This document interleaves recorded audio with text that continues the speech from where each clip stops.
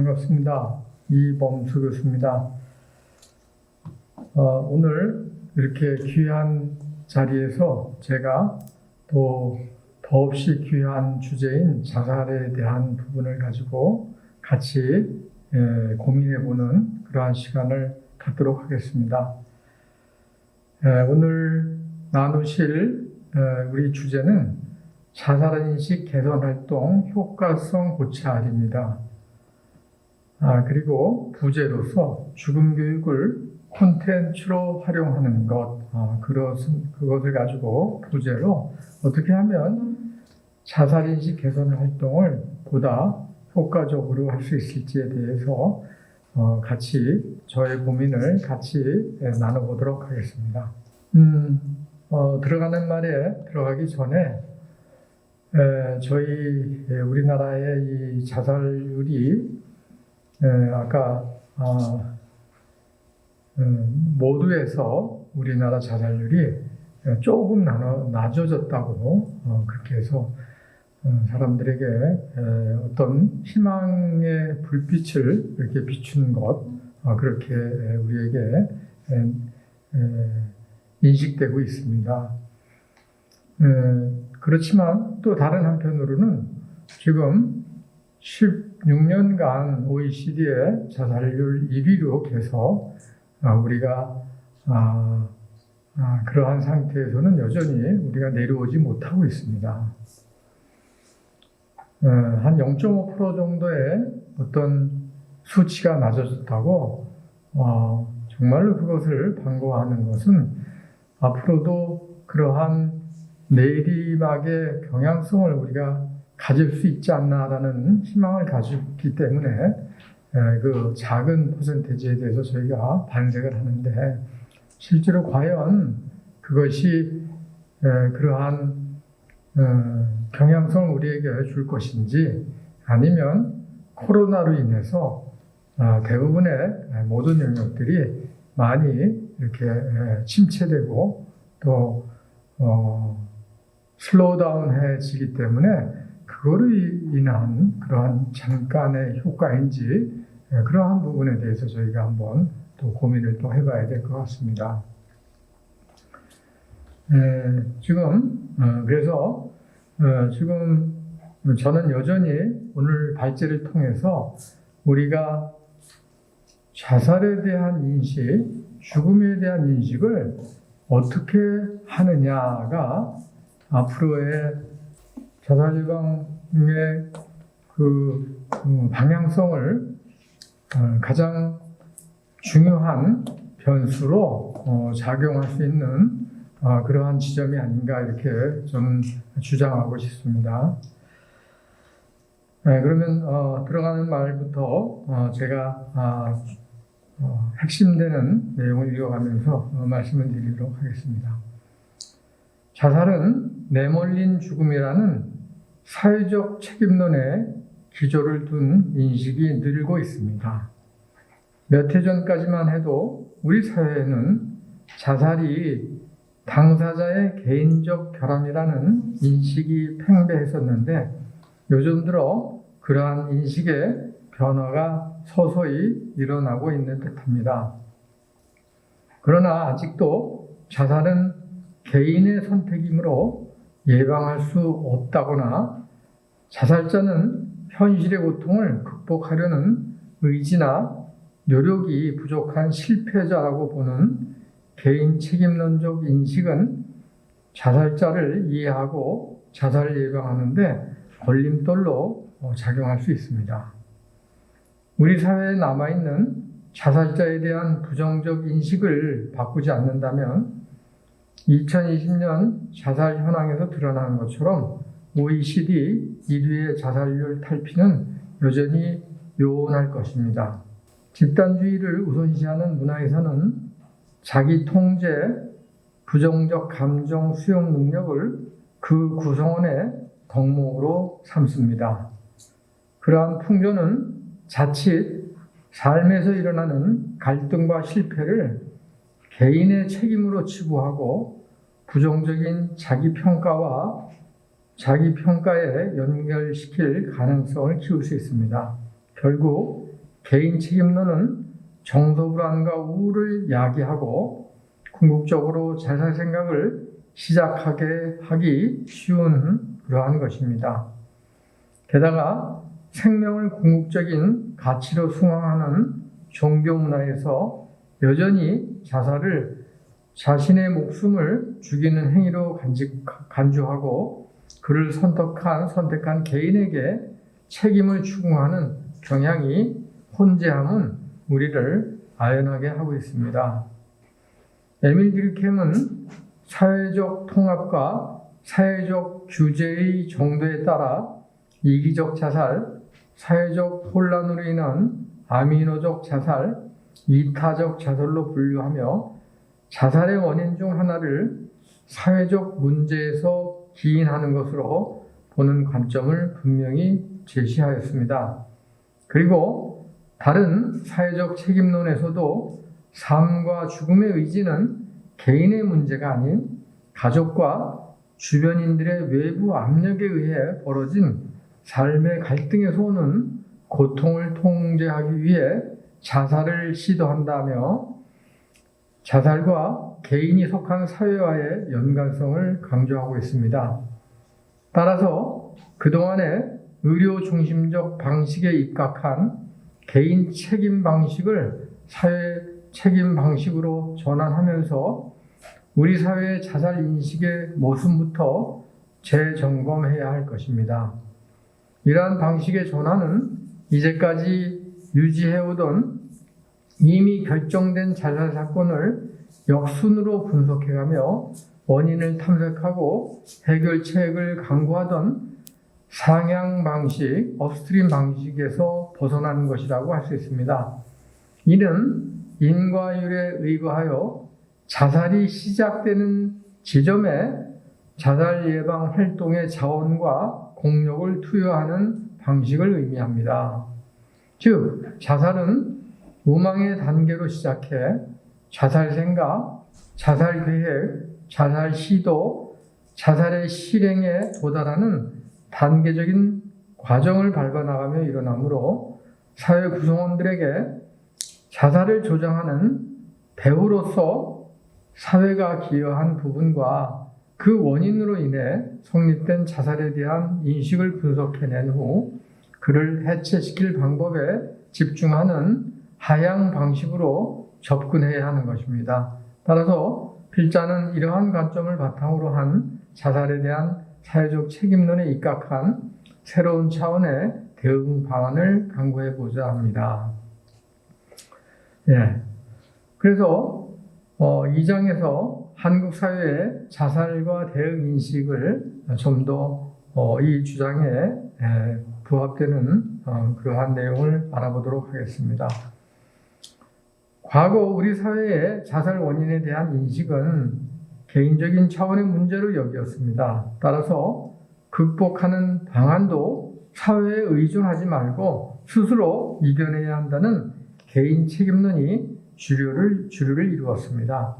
자살의 개인 책임론은 자살이 개인의 의지와 관련된 문제이므로 사회가 해결해 줄 수 없으며 스스로 이겨낼 수밖에 없다는 개인의 원인과 책임의 시각을 합리한 것입니다. 중간으로 넘어가겠습니다.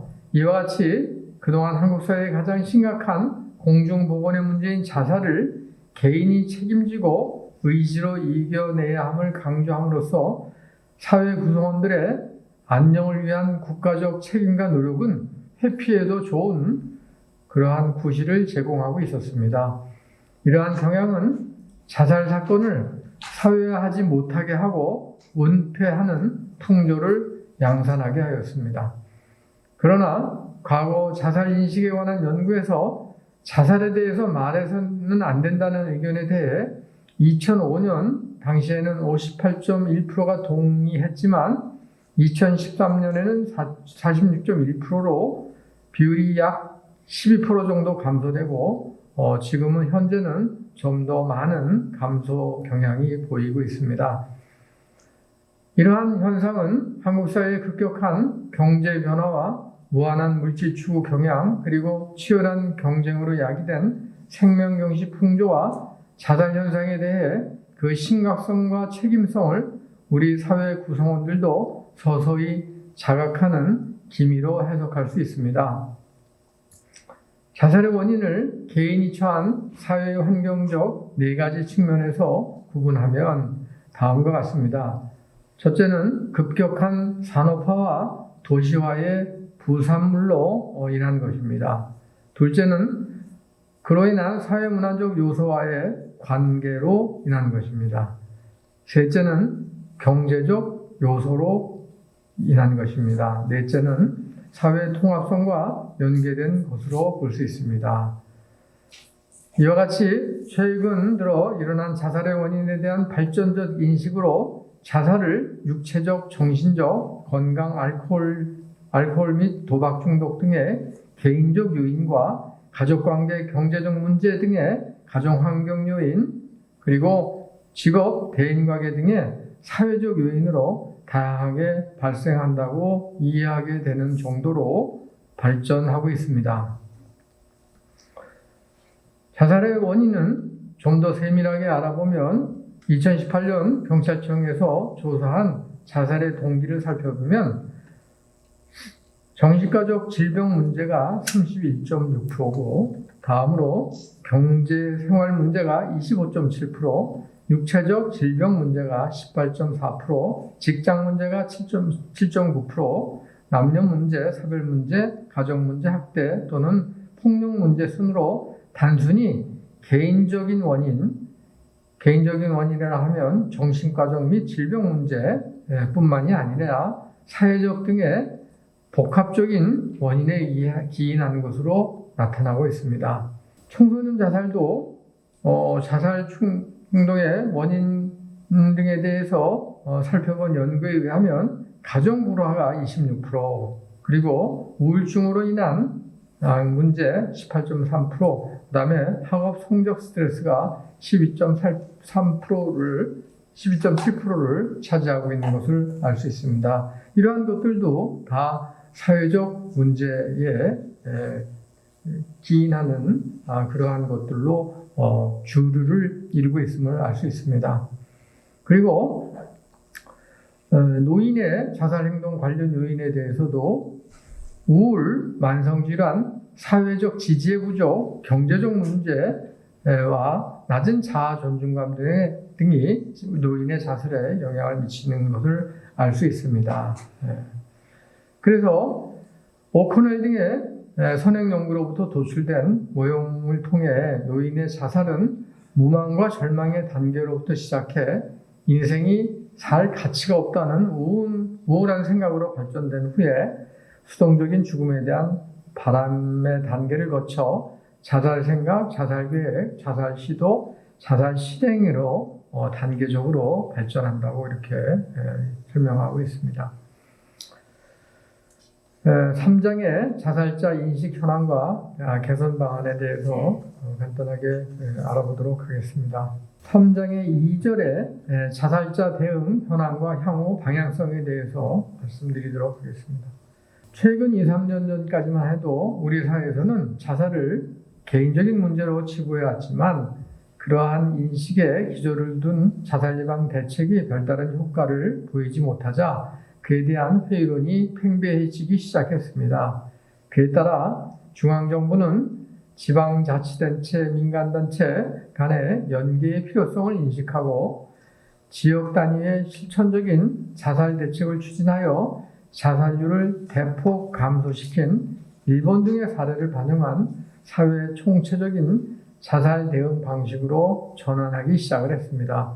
그러나 2017년부터 개인 책임론을 기조로 한 대인 방식으로부터 탈피하여 사회적 책임론에 입각한 방식으로 확장을 함으로써 자살률 감소를 기대하던 우리 사회는 오히려 2019년에는 자살률이 증가하고 요지부동의 OECD 자살률 1위를 여전히 유지하고 있습니다.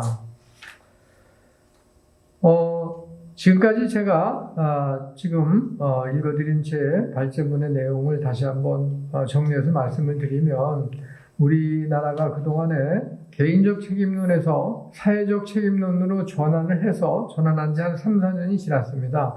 그런데 그럼에도 불구하고 우리나라의 자살률은 거의 변동이 없다는 것입니다.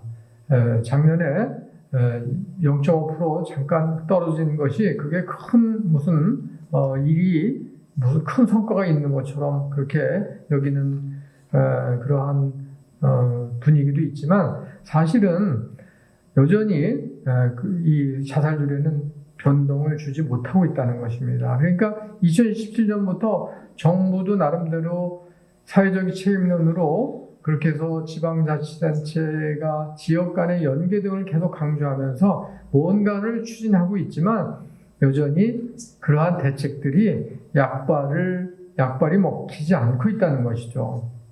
그렇다고 그러면 제가 이렇게 오늘 이 세미나를 통해서 주장하고자 하는 것은 그렇게 약발이 먹히지 않으면 뭔가 다른 시도를 해야 되는데 여전히 다른 시도를 하지 않고 있는 게 그게 문제입니다. 여전히 의료적 체계를 좀 더 확대하는 식으로 해서 또 오늘 이 주제에서는 다루고 있지 않지만 예산이 늘어나면 그것들이 뭔가 다른 방식의 예산이 투여되면서 이러한 경향성을 전환시키는 노력을 해야 되는데 여전히 의료적 방식을 중심으로 한 것만 계속 확장시키는 그러한 식으로 지금 계속 대응을 하고 있다는 것이죠. 그래서 좀 더 넘어가시면 따라서 복지 예산 확보를 통해 취약계층의 복지 사각지대를 방치함에서 비롯되는 자살시률을 감소시킬 방안과 심신 건강 유지는 물론 주민들의 연대의식 강화를 통해 지역 공동체 의식이 제고되고 소외감 감소 역할, 지역 내 고용시장의 활성화를 위한 사회적 경제체제 구축 방안을 모색하는 등 이러한 방식들이 지금 그러한 지방자치단체들이 지금 낮아지지 않는 자살률에 대응하려는 그러한 움직임이 이렇게 나타나고 있다는 것입니다.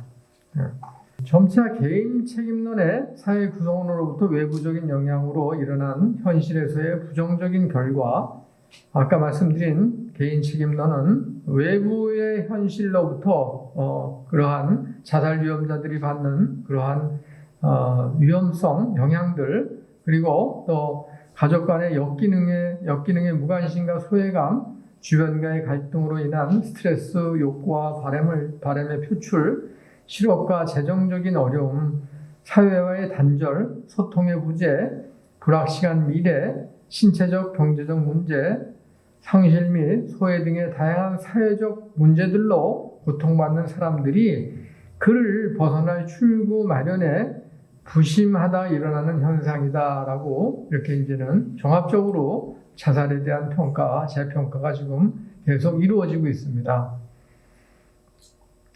이와 같이 IMF 이후 급증한 자살 사망자들은 근 20여 년 이상 우리 사회에 심각한 타격을 입히고 있음에도 접근하는 그 대응 방식은 여전히 사회 구성원으로서 입고 있는 자살로 인한 상실을 선제적으로 제압하고 그 후유증을 치유할 시스템이 가동되고 있지 않습니다. 가동되고 있지 않는 그러한 대응 방식으로 지금 대응하고 있습니다. 이는 아까 언급된 자살 생각, 자살 의도, 자살 시도, 자살 실행으로 이어지는 자살 생각이나 의도가 모아지는 지점이 소용되는 근원적인 지점으로부터의 개입을 하지 않고 있기 때문이라고 저는 그렇게 이제 결론을 내리기 시작을 했습니다. 바로 자살 생각이 일어나기 이전의 지점, 그 지점에 대해서 우리는 이제 초점을 모아야 된다라고 저는 주장을 합니다.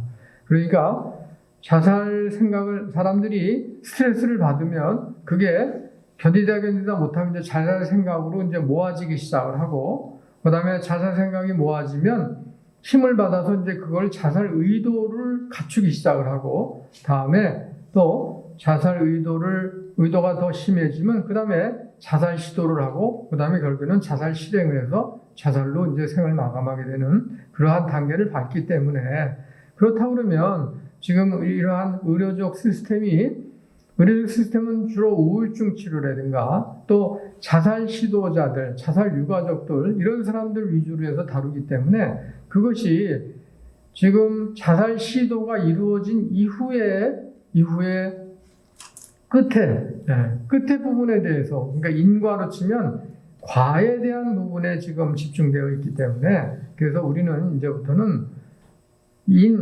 그러니까 자살 생각이 모아지는 그러한 부분 아니면 그 이전 부분에 대해서 우리가 좀 더 관리를 해 나가야 된다라고 저는 주장을 하고 있습니다. 그래서 4장에 보시면 자살 인식 개선에 그러면 그러한 자살 생각이나 자살 생각이 일어나기 이전에 스트레스를 어떻게 관리할 것이냐 그거에 대해서 제안을 하고자 합니다. 자살 인식 개선에 필요한 핵심 콘텐츠는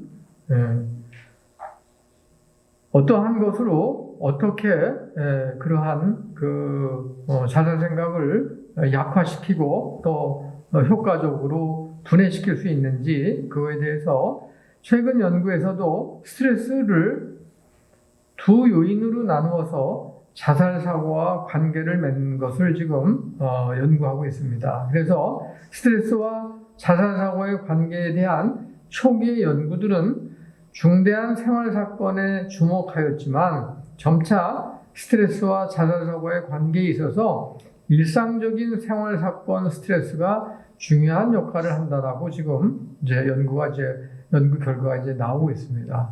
그러니까 커다란 충격을 받아야지만 사람들이 자살하는 게 아니고 자살 생각을 키워나가는 게 아니고 일상생활에서 일반 사람들이 볼 때 조그마한 그러한 스트레스도 결국에는 그것들이 반복되거나 다른 요인들과 모아지기 시작을 하면 그러면 그러한 내용들이 힘을 받아서 자살 생각으로 또 자살 의도로 발전한다는 얘기입니다. 그래서 스트레스는 우울이나 무만감 같은 다른 심리적인 변인에 대해서 영향을 미치고 이러한 일상생활에 스트레스를 포함한 그러한 내용들은 그리고 자살 사고에 영향을 줍니다. 사회에 나갈 준비를 하는 시기적인 특성상 대학생들이 많이 경험하는 취업 스트레스 또한 자살 사고에 영향을 미치는 것으로 나타나고 있습니다. 그래서 지금 표 1에 보시면 자살자들의 심리적 특성 이렇게 있습니다. 그래서 연세대학교 석사생이 쓴 논문입니다. 논문 중에 이렇게 자살자들의 심리적 특성에 대해서 구분하고 있습니다. 그래서 자살자들은 참을 수 없는 심리적인 고통을 겪습니다. 그래서 그 고통을 겪는 내용들이 절망감, 정서적 불안, 현실에서의 그래서 그런 것들이 일어나게 되면 현실에서 모든 삶을 끝내버리고 싶은 마음이 일어나고 죽음을 통해 영원한 평화를 찾으려 한다. 이렇게 됩니다. 다음에 심리적인 욕구 불만. 그래서 이럴 때 주변의 정서적인 지지가 결여되거나 사회적 관계로 인해서 그 다음에 타인에 의한 비난으로 모욕감을 느끼거나 그걸 통해서 스스로를 실패자라고 생각하게 되면 또 이것이 또 자살 생각으로 또 발전한다는 것이죠. 다음에 해답을 찾는데 유일한 해결책을 자살이라고 생각하는 그러한 방식. 다음에 너무 고통스럽게 세상이 느껴지기 때문에 그래서 고통에서 벗어나기 위해서는 그러한 생각을 더 이상 안 하는 게 좋겠다. 그게 결국에는 그러한 생각을 끊으려는 것, 그것을 자살을 통해서 끊으려고 한다는 것. 그 다음에 무기력과 절망. 그래서 이러한 위에 1, 2, 3, 4 같은 내용들이 계속되면서 희망이 모두 사라지고 자신이 무가치하다고 생각하는 것. 그 다음에 선택의 폭이 없다고 생각하는 것이죠. 그래서 모든 다른 가능성에 대해서 그것은 어떤 선택의 폭이 아니라고 생각하는 거죠.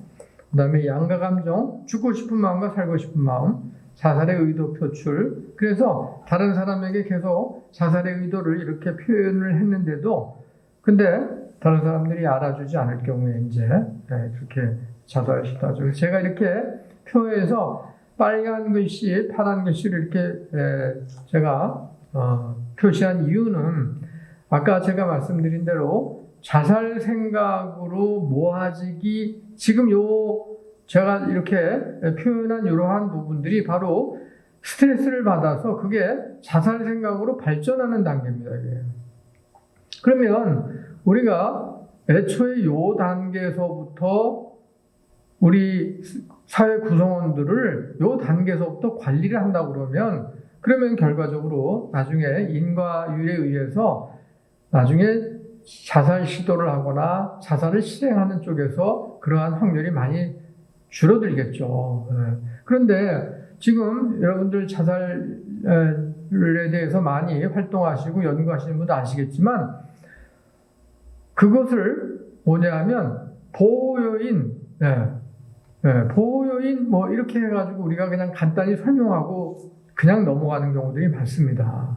실제로 자살 예방 활동하는 현장에서는 그렇게 하거든요. 근데 실제로는 그렇게 언급하고 지나갈 게가 아니고 그러한 보호 요인들을, 스트레스와 보호 요인을 엄격히 구분을 해서 그 사람들이 지금 그러한 청소년, 대학생들 아니면 어르신들 뭐 등등 해서 자살에 대해서 조금이라도 그 생각을 하고 있다거나 아니면 그러한 경향성을 띠고 있는 사람들에 대해서 이 부분에 대해서 집중적으로 그 사람들을 파악을 하고 여기서부터 그 사람들을 관리를 해야 된다는 것이죠. 그래서 지금 이렇게 빨간 글씨, 파란 글씨로 한 것을 우리가 제어할 수 있는 게 뭐냐? 그랬더니 연구를 통해서 나온 그러한 결과는 2008년부터 2018년까지 자살 사고에 대한 연구를 살펴보면 그 표 1 위에 있습니다. 보호 요인으로서 가장 많이 연구되는 변인이 바로 삶의 이유, 삶의 의미, 실존적 안녕이라고 이렇게 연구되어 있습니다.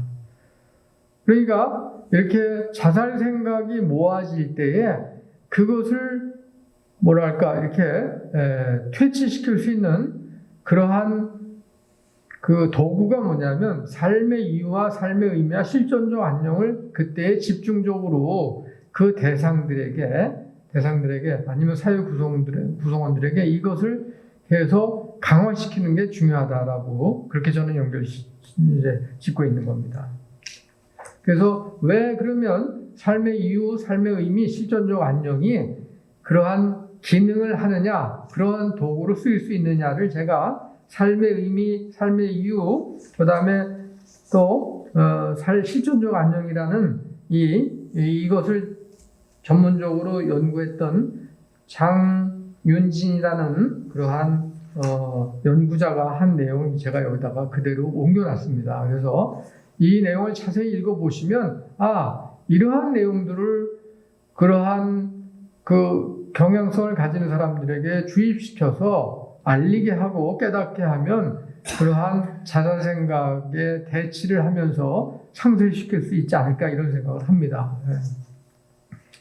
그래서 지금 보고 듣고 말하기 이렇게 해가지고 우리는 자살 예방을 한다고 생각하는데 이제는 그러한 아주 초보적이고 그 다음에 그냥 일방적인 단계에서 벗어나서 지금 이렇게 삶의 의미, 그 다음에 또 삶의 이유, 실존적 안녕을 강화시킬 수 있는 그러한 방식의 교육 상담을 집중적으로 이제는 시작해 나가야 되겠다라고 생각을 한다. 그렇게 저는 주장합니다.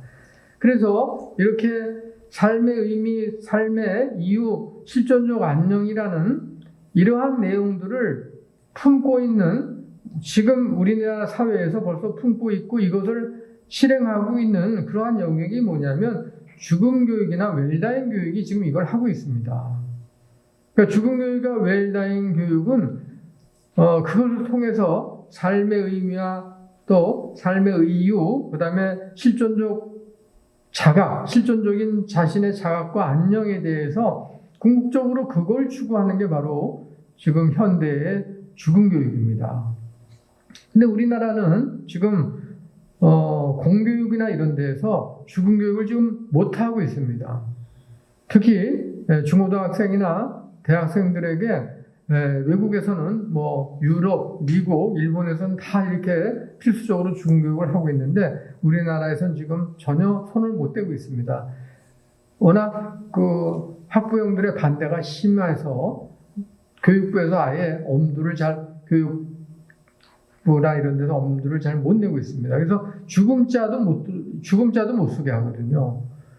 그러니까 지금 요새 어떻게 교육을 하냐면 생명 존중 교육 이렇게 해서 이제 바꿔서 쓰지 않습니까? 그러니까 이것도 사실은 매우 생명 존중 교육하고 죽음 교육하고 전혀 다르거든요. 죽음 교육은 중고등학생이든 대학생이든 어르신이든 중장년이든 우리가 유한성을 가진, 그러니까 생명이 일정한 수명이 되면 우리가 다 한다는, 또 그전에도 언제든지 우리가 생명이 끊어질 수 있다는 그러한 유한성을 사람들에게 심어주는 게 그게 바로 죽음 교육입니다. 그래서 죽음 교육은 자살인식 개선 콘텐츠 확장 방안의 죽음교육 2절에 그래서 죽음교육은 지금까지 자살인식 개선 사업이 지말로부터 거꾸로 근본 원인을 찾아 올라가는 방식에 치우쳐 있는 것입니다. 다시 말해 삶의 의미, 삶의 이유, 실존적 안녕과 같은 근본적인 보호 요인이 사람들에게 스트레스가 발생하는 시초부터 적극적으로 개입할 체계가 갖추어져 있지 않은 것입니다. 자살과 같은 명백한 외상 사건에 대해서도 이렇듯 무심하게 사전 예방 조치는 물론 유족에 대한 합당한 치유가 없음은 우리 사회의 생명 경시 풍조를 단적으로 상징하는 듯합니다. 죽음 교육 오히려 그러니까 이러한 어렸을 때나 젊어서부터 이 죽음에 대한 확실한 실체를 알게 하지 못하고 그냥 넘어감으로써 그래서 결과는 뭐냐면 오히려 더 생명을 경시하는 그러한 사회 현상을 지금 만들어내고 있는 거죠. 자살로 인해서. 그래서 죽음 교육의 핵심 명제는 오늘이 마지막이라면 누구와 무엇을 할 것인가를 묻는 질문 앞에서 자신의 삶의 소중함을 성찰하는 것을 돕는 생명교육입니다. 죽음 교육은 죽음의 질을 향상시키고 자살 등의 외상성 사건으로 입은 사회에 치유와 예방을 제공할 수 있습니다. 죽음 교육을 통해 개인과 사회는 인간 생명의 소중함에 대한 인식을 고양함으로써 공동체의 공공성을 향상시키는 토대를 구축합니다.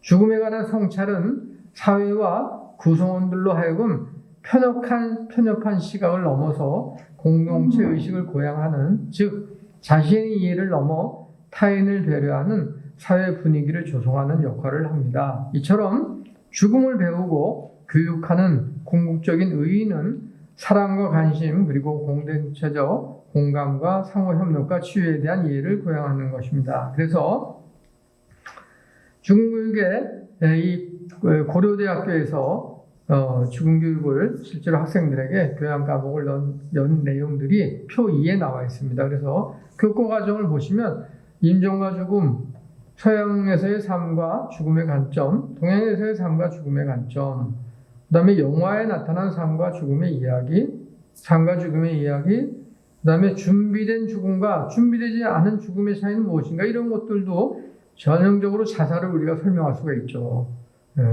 준비되지 않은 죽음이 사실은 아주 자살이죠. 자살은 자기가 자살을 준비했다고 해서 준비된 게 아니고 그것은 삶을 피하는 하나의 도피처로 만들었기 때문에 그것은 제대로 죽음에 대해서 알지 못하면서 뛰어드는 거죠.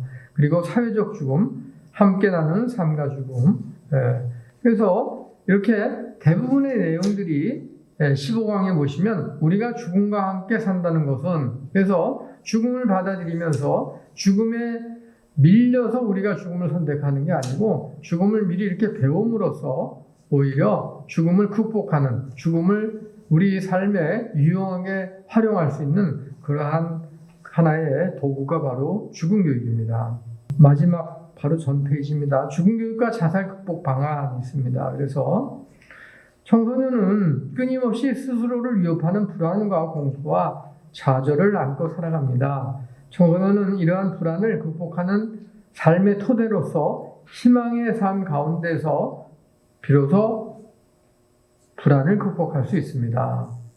죽음을 알게 되는 것을 통해서 인간적인 삶은 본래의 실존에 고양됩니다. 이 어려운 얘기이긴 하지만은요. 그리고 마지막으로 앞지를 수 없는 가능성으로 죽음의 관계를 통해 청소년의 모든 나머지 것의 미래 관련성이 청소년의 위치를 얻게 되는 것입니다. 그러니까 뭐냐면 죽음이라는 것은 우리가 앞질러서 생각할 수는 없는 것이고 죽음이라는 것을 우리가 의식해서 살아간다 그러면 우리는 오히려 미래와 우리가 연관을 짓는다는 거죠. 그러니까 자살로 죽음을 선택하게 되면 오히려 미래가 없어지기 때문에 그래서 미리 죽음이라는 것을 염두에 두게 살게 되면 우리가 가령 청소년이 너 언제까지 살 것이냐 그러면 내 70까지 살 겁니다라고 대답하는 순간에 그 청소년은 70전에는 안 죽을 거예요. 그게 미래하고 연결이 되는 거거든요. 오히려 그렇게 물음으로써 죽음을. 근데 그렇게 물어보는 공식적인 채널이 없기 때문에 얘네들은 그냥 무조건 괴로우면 나는 죽으면 끝이야 라고 생각을 하는 거거든요. 그러니까 오히려 적극적으로 죽음을 통해서 그들의 미래에 오히려 죽음으로 그렇게 섣불리 뛰어들지 않고 미래에 대한 계획을 청소년이 세울 수 있게 또 지금 현재가 괴로워도 그 미래라는 희망을 가지고 그걸 극복할 수 있게 그렇게 우리가 죽음력을 활성화시킬 수 있다는 얘기입니다. 그래서 우리 사회의 자살 인식은 개인 책임론에서 사회적 책임론으로 점차 발전하고 있습니다. 우리나라의 자살 예방 행동 계획의 1대부터 6대 과제에는 최근 자살의 개인적 책임론에서 사회적 책임론으로 전환하며 강조되는 사업들이 다수 포진하고 있는 것으로 보입니다. 그럼에도 여전히 인과법을 반영하지 않은 개인 책임론에 근거한 의학적 모델의 해결 방식은 여전히 현상에서 그 핵심 원리를 역추적하는 방식에 머무르고 있습니다. 자살은 개인 및 사회적 스트레스 요인들이 모이기 시작하여 자살 생각으로 발전되고 그를 바탕으로 자살 의도가 확연해지고 자살 시도의 국면으로 들어가 자살 사건이 발생합니다. 따라서 본 연구를 통해서 지말에 집중하는 지금까지의 지말 끝을 얘기합니다. 그래서 지금까지의 방식을 뒤집어서 애초에 발단이 된 자살 생각이 운집하기 이전의 상황에 보다 집중하여 건강하게 관리하는 방식을 제언하고자 하였습니다. 이는 자살 사고로 발전하는 이전 단계인 스트레스 국면에서 미리 보호 요인인 삶의 이유, 삶의 의미, 실존적 안녕의 요소를 투여하여 대응하는 방안입니다. 이러한 방안은 이미 죽음 교육을 통해 우리 사회에 활성화되고 있으므로 자살 예방의 자살 인식 개선 사업 방안으로 활용한다면 근원적인 처방으로 자리매김할 수 있을 것이 예상됩니다. 그러나 이러한 가업들은 정부 주도 사업이 아닌 종교계를 포함한 NGO 등의 민간 단체들이 앞장설 수 있다면 좀 더 많은 사업 결과를 얻을 수 있을 것 같습니다. 그래서 지금 이러한 자살인식 개선 사업은 이게 정부가 어떤 만들어 놓은 그러한 단체들을 통해서 돌아다니면서 되는 건 아니거든요. 가장 좋은 게 종교단체들이거든요. 그럼 종교단체들이 이런 활동을 할 수 있게 적극적으로 예산을 지원을 해주고 거기에서 삶의 이유, 삶의 의미, 실존적 안녕 이런 주제들은 다 정말로 종교에서 잘 다룰 수 있는 주제들이거든요. 근데 우리 생명운동연대에서 누차 강조하지만 그러한 시스템을 다 갖추고 있는 우리 한국의 전 인구의 반 정도가 종교인들인데 그러한 종교계들은 벌써 다 그러한 시스템을 다 갖추고 있는데 왜 그쪽에다가는 이러한 사업을 할 수 있게 예산을 지원해 주지 않고 있고 또 뭔가 사업을 구상할 때 이러한 부분들을 적극적으로 참여시키지 않는지 그거에 대해서 참 안타깝게 생각을 합니다. 네. 제 발표 여기까지 말씀드리도록 하겠습니다. 네. 잘 경청해 주셔서 감사합니다. 네. 비교적인 소양이 지지고 하니까 그러니까 지금 저 앞에 써있듯이 타임뱅크 이런 거는 언어부터도 네. 여기 영어과 서구적인 그 이제 시각이고 그런 이해와 작품 방법 아니겠어요? 네. 그래서 이렇게 서구적인 예는 뭐 기독교적인 이런 데는 시간이 그 시작과 되게 창조와 무슨 종말이라든지 이런 식의 이제 있고 우리는 이제 말하자면 무시무적이랄까 어떤 그 원형적인 이런 이제 얘기를 하고 있어요. 근데 아까 이제 그 죽음이라는 것도 죽음을 어떻게 보느냐는 지금 서구적인 다른 종교적인 시각도 있고 아시아적인 뭐 불교적인 유교적인 도교적인 이런 것도 있어요. 그래서 이제 그런 입체적으로 와서 지금 글로벌 컨텍스트랄까 요새 말하면 지구촌의 상황에서 동서양의 지혜 이름을 다 모아서 이제 같이 이렇게 풀어나가야 되는데 지금 이런 인류 공동체 과제를 그래서 어떻든 저는 아까 얘기처럼 이런 사람들의 그 우선순위 삶의 우선순위 그것을 이제 우리가 달리 말하면 가치관일 수도 있겠고 더 어느 게 더 중요하냐 우리 인생을 어떻게 보느냐 인생관 또 우주라든지 생명을 어떻게 보느냐 뭐 우주관 생명관 이런 걸 볼 때 제가 지금 싶은 우리나라 어떤 그 사회에서 정서적으로 지금 서구 걸 이렇게 이제 과거에는 또 앞서가는 연구를 가지고 그걸 도입해서 하기도 하는데 우리가 이제 오히려 서양에 그들의 한계를 넘어서서 인류의 미래를 위해서 뭔가 같이 연구하고 대안을 제시해야 될 것 같아요. 그래서 저는 지금 여기 와서 이제 저 박경교 주교님의 그걸 들으셨는지 몰라도 들으셨어도 그러니까 동서양의 어떤 죽음의 문제, 자살의 문제에 대한 이해와 접근에 대해서 이제 교수님은 어떻게 이제 생각하시는가, 어떤 것이 더 현실적으로 더 뭐 타당하달까, 유효하달까 이런 문제 해결에 도움이 될까 하는 혹시 그런 의견이 있으신지. 그 발제를 통해서 주장한 지말적인 부분에 대해서 집중하는 것 그러한 방식이 어떻게 보면 이제 서양에서 들어온 방식입니다. 우리나라는 지금도 우울증에 대해서 집중하는 방법 그러한 것들이 이제 서양적인 방법이라고 단적으로 볼 수 있습니다. 근데 이제 제가 여기서도 주장했듯이 인과법에 의해서 주장하는 것은 그것은 서양적인 방법이라기보다는 이제 동양적인 방법으로 볼 수 있습니다. 그래서 원인이 있으니까 결과가 있는 것 같아요. 또 뭐 그것은 이제 불교에서는 연기법으로 또 해석을 하고 그다음에 또 연기법은 또 그러한 자살 사건에만 또 집중하는 게 아니고요. 우리 사회를 어떻게 보느냐에 어떻게 보느냐라는 관점도 해석을 합니다. 연기법에서는 네가 없으면 내가 없거든요.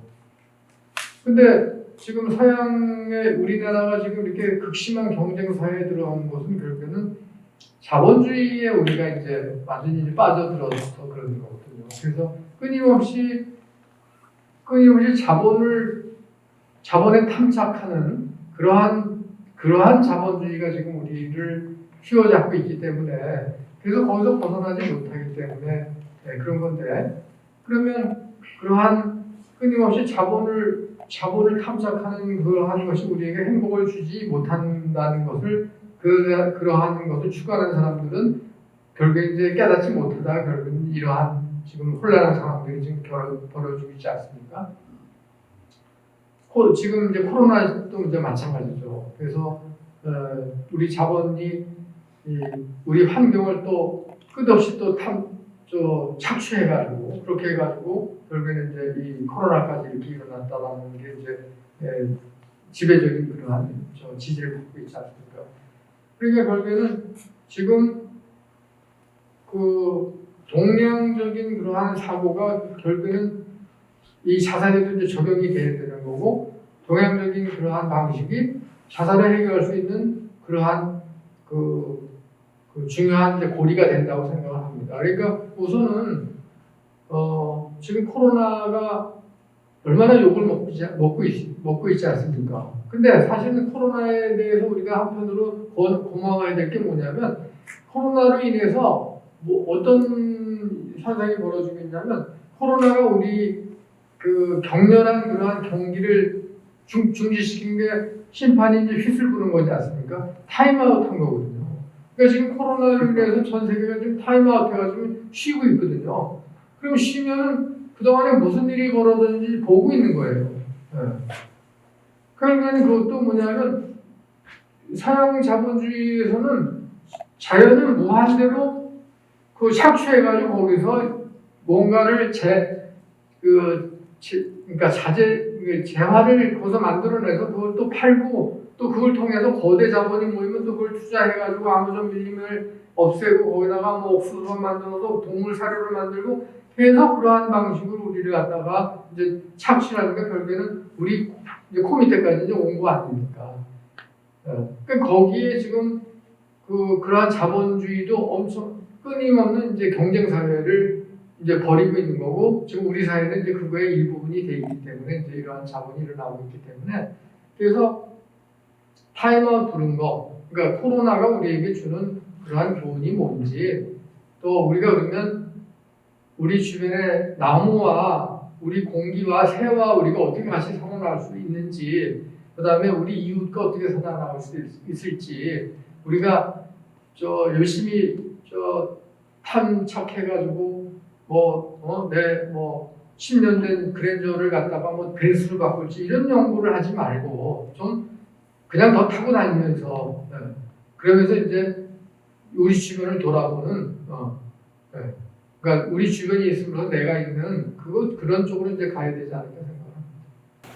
하버트 스펜서가 유명한 명제를 했는데, 사람은 삶이 두려워서 사회를 만들고 죽음이 두려워서 종교를 만들었다. 이것이 맞는 것인지 모르지만 유명한 말입니다. 아까 죽음에 대한 교육과 자살 예방과는 밀접한 관계가 있다고 저는 그렇게 생각해요. 자본주의 사회 중세 이전에 산업 자본주의 사회 구조가 생기기 이전의 자살률과 그 이후의 자살률의 비교 연구가 혹시 있는 것인지 한번 여쭈고 싶고, 처음에 타임뱅크인가 그 얘기를 할 때 이 자본이 학교에서도 요즘에 보면 돈을 버는 교육은, 그러니까 과학을 발달시키고 돈을 버는 이공계 대학 쪽의 교수들이 뭐 총장 되는 경우가 많고, 인문학은 아주 그냥 폐쇄되고 뒤로 물러나 있는 형편이에요. 지금 보면은. 그럼 종교도 그 인문학 쪽에 저는 속한다고 보는데, 어저께 저 우주로 한국에서도 하나 날려 보냈는데, 이런 모든 과학이나 이런 것들은 자연을 파괴하고 결국은 지구가 공멸하는 이 환경 상태에 이르렀다고 하는데, 자살을 넘어서 학교에서도 교수님들 강의, 돈이 생기는 강의는 빛을 보고, 돈이 생기지 않은 것은 안 된다. 인간 자체를 자산으로 여기지는 않는 사회가 되었다는 것이 좀 귀에 좀 들어왔었어요. 그리고 노동도 돈이 생기는 노동은 노동의 가치로 인정하고, 돈이 생기지 아니하는 노동은, 즉 봉사활동이나 이런 것들은 노동으로 보지 않는 이 사회는 고착되어 있는 상황입니다. 그러니까 상당히 많은 문제점을 내포하고 있는데, 우리 각 대학이나 우리 사회에서 인문학 교육을 확대해서, 그야말로 아까 죽음이 들어와서 종교를 만들었다고 한다면 종교계에서도 죽음에 대한 진정한 의미의 교육이 더 필요하지 않을까, 이런 생각을 하면서 제가 질문을 드립니다. 맨 처음에 얘기는 자본주의하고 자살하고 연관성이 있는 것인가? 뭐 이거 한번 여쭤봅니다. 본인이 이제 그 사회적 그 문제들이 훨씬 더 많지 않습니까? 그래서 이제 거기에 이제 경제적 원인이 있고, 그다음에 이제 사회적 관계에서 일어나는 게 있고, 그다음에 이제 개인적으로 이제 질병이나 이런 걸로 인해서 크게 이제 그렇게 보고 있습니다. 그래서 아까 이제 산업혁명 이전에는 자료가 있는지 자살에 대해서, 그다음에 그 이유가 있는지 없는지 그 부분에 대해서는 제가 그 부분 자살에 대한 그 부분까지는 이제 뭐 드리케임의 이론에 대해서 제가 이제 이해를 하기 때문에 그래서 그거는 제가 이렇게 여기까지만 설명할 수 있는 부분이 드리케임이 사회적 그 아노미성 자살에 대해서 얘기를 한 거는 그것은 산업혁명으로 인해서 우리가 재화를 생산하기 위해서 사회가 본격적으로 만들어지기 시작을 한 거거든요. 그전에는 가족 관계라든가 아니면 나와 나의 그 영주와의 관계, 그 다음에 또 나와 신과의 관계, 서양에서 이제 그렇게 되지 않습니까? 그런데 그 이후에는 이제 이 자본주의가 산업혁명으로 본격적으로 되면서 사람들이 집약돼서 뭘 생산하기 시작을 했죠. 그래서 처음에는 뭐 실을 생산하고 제일 처음에 이제 본격적으로 일어나는 게 이제 옷감을 생산하기 시작을 하면서 공장이 만들어지면서 그 다음에는 이제 1800년대, 70년대 이런 때는 이제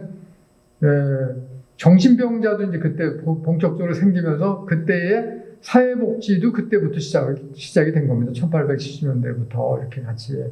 그러니까 그때에 정신병자가 많이 생기고, 그 다음에 또 자살 문제가 일어나기 시작하니까 이제 드리케임이 이제 아노미성 그러한 사회가 돈을 벌기 위해서 아니면 제국주의를 가기 위해서 이제 그 구성원들을 이제 더없이 막 이렇게 쪼아대기 시작을 하니까 자살이 늘어났다는 거죠. 그래서 근데 이제 구체적인 자살률에 대해서는 저도 이제 들은 바는 없습니다. 한번 선생님 질문에 제가 좀 자극을 받아서 그쪽은 제가 또 알아보도록 하겠습니다. 네네네. 네. 그런데 일단은 자본주의가 자살을 더 늘렸다는 거에 대해서는 저는 이제 동의를 합니다. 그거에 대해서. 그리고 이제 지금 학교에서의 어떤 그러한 돈이 되는 학문에는 이제 뭐 연구비도 많이 몰리고, 뭐 인문학은 뭐 연구비 따려면 한 10억 따려면 뭐 정말로 뭐 길을 쓰고 해도 따기 어려운데 이공대는 뭐 여차하면 뭐 100억짜리도 막 따오고 뭐 이렇게 되더라고요. 그래서 지금 그러한 걸로 인해서 우리나라가 과학이 많이 발달되고 경제 성장이 많이 이루고 있지만 지금 선생님이 아마 질문하신 그러한 것들도 있고 저도 이제 인문학 쪽에 이제 몸을 담고 있기 때문에 그래서 더없이 그 부분에 대해서 이제 염려를 많이 합니다. 그리고 또 젊은 학생들도 그렇게 변해가고 있어요. 그러니까 저는 젊은 학생들이 한 10년 전만 해도 학생들이 매우 인간적이었는데 지금은 젊은 학생들이 매우 실질적이고 사무적이에요. 네. 그러니까 좀 그러니까 매우 타산적이죠. 매우 자본주의화되어 있습니다. 그래서 더없이 그런 학생들에게 이러한 인문학적인 죽음에 대한 부분에 대한 교육, 또 요즘에 그 젊은 학생들한테는 생명이 어떻게 만들어지냐 그러면 20년 전만 해도 하늘에서 어떤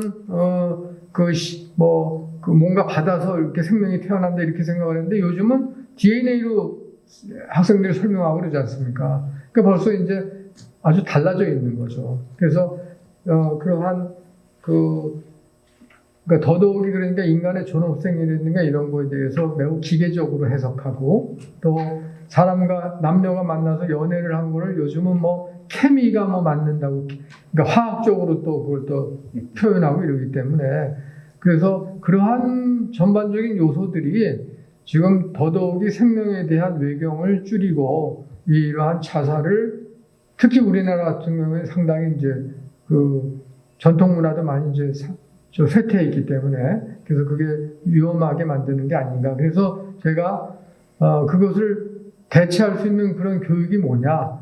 그게 이제 죽음 교육은 이제 그걸 다 포함하고 있거든요. 철학 교육도 포함하고 있고 종교에 대한 교육도 포함되어 있고 다 돼 있거든요. 그래서 그걸로 가야 되지 않을까 이렇게 주장하는 겁니다.